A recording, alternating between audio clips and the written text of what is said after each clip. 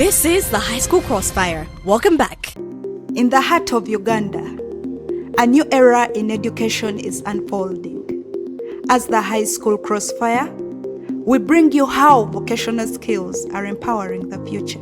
Welcome to the Future of Learning, Ugandan secondary curriculum, where students are not just students, they are creators, builders, and innovators. We are shaping a generation equipped with essential vocational skills, ready to conquer the challenges of a rapidly evolving job market. The new Ugandan secondary curriculum, where dreams become skills and skills become success. Join us in celebrating the potential of our youth. Witness the transformation as they learn, grow, and thrive.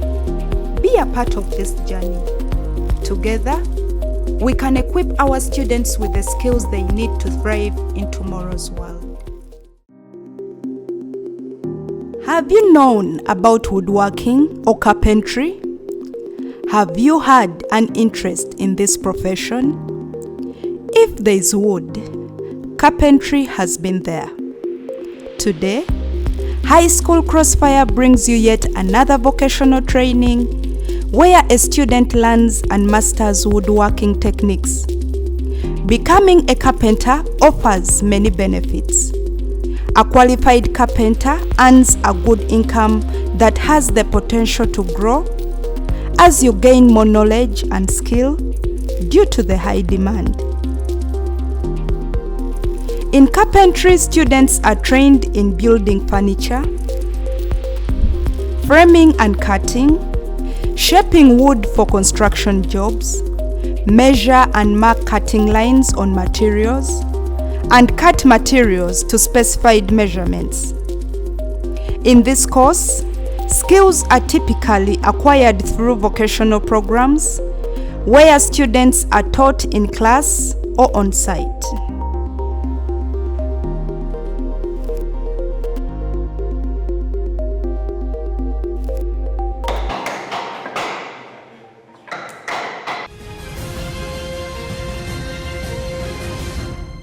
Thank you so much.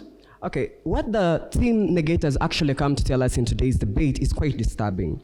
First and foremost, these are people who are actually thinking of segregation. They believe that first world class countries should remain first class and third world countries should remain third class. They do not believe in development. One thing you people should understand that in our society, people who have actually developed, families that are developing, are families that have come together and united and been able to unite and actually show their strength as a family, not people who have divided. Just see a person after they die and their property is split, they'll no longer be big, but after their children unite, they become strong. So that's the same thing we actually believe will work for Africa. After Africa actually comes forward and unites with a common currency, we actually feel that it's going to be able to unite, it's going to be able to go to greater heights in terms of trade. But these people actually keep in comparison. They keep comparing diamond and gold. That's what they actually say. They're comparing diamond with gold. They're actually having this belief of people who are not Africans. They have a belief that those people in the first class should just remain first class and super, and these people in the third class should just keep lagging behind. But the proposal of a common currency, my dear judges, is actually that we can have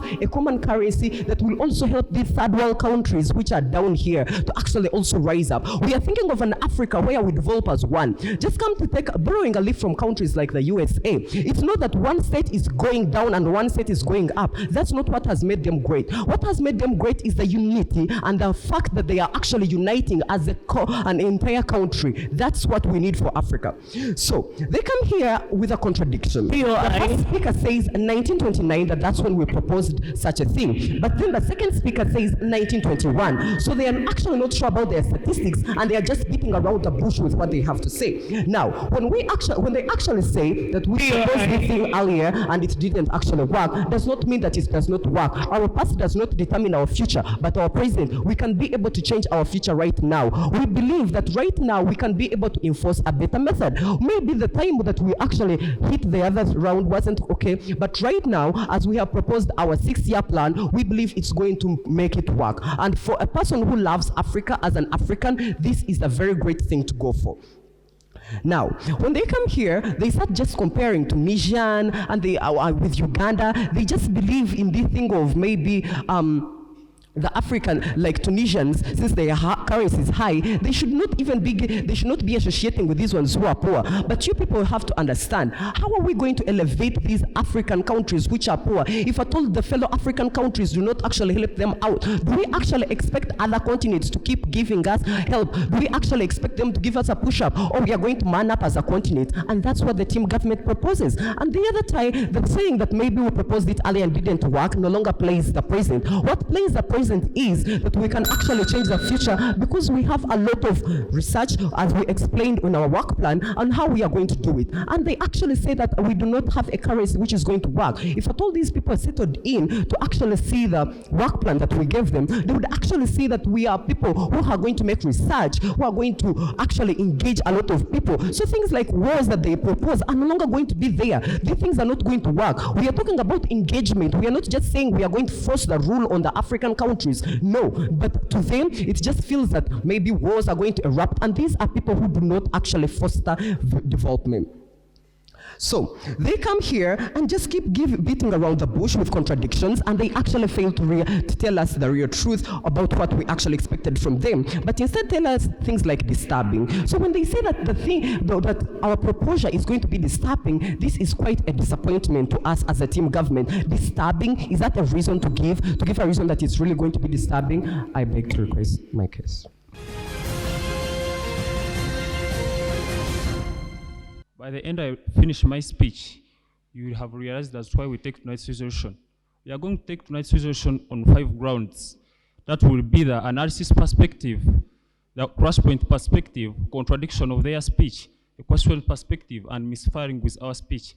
My dear panel, starting with analysis perspective, allow me to drive you to the practicability analysis, whereby we are saying their case is more of theoretical, whereby they are saying that they will adopt a common currency. But what are we saying? From our speech, it was narrated clearly that what we are saying, we should not adopt the common currency whatsoever. What are we going to do? Let's solve problems that are currently in the market, and then instead of adopting a common currency, we solve these problems that are in the market, and trade should continue. My dear panel, they are not seeing a cost-benefit analysis, which costs are incurred. We believe that they described the classes of countries we have in Africa, and we found out that we have 3 classes of countries. But which costs, if you say that a country like Uganda is going to compete with a country like Libya in putting the common currency, don't you think that Uganda would must still be a 3rd-class country because costs still incurred are not the same? My dear panel, allow me to drive you to the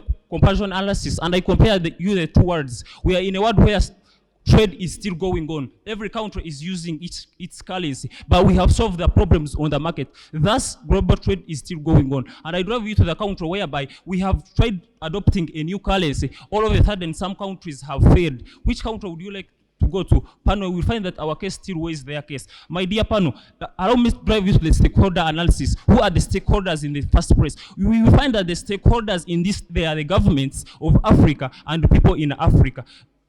So, which are more affected? We will find out that still people in Africa and countries in Africa, the third countries are not catered for. However much, from their second speech, we come to see that they are saying that they are going to bring currency that will cater for the all countries. Which currency is that? We do not get that currency in their speech. My dear panel, take note of that. Their first speaker comes here and narrates it clearly that they are going to be working under African Continental Free World Trade Area, under that organization. But my dear panel, the trade organization that drives trade worldwide, it's World Trade Organization. And I'm asking myself, have they asked themselves that this currency they are introducing, will it match with the same transaction challenge with that the World Trade Organization? My dear panel, take note of that.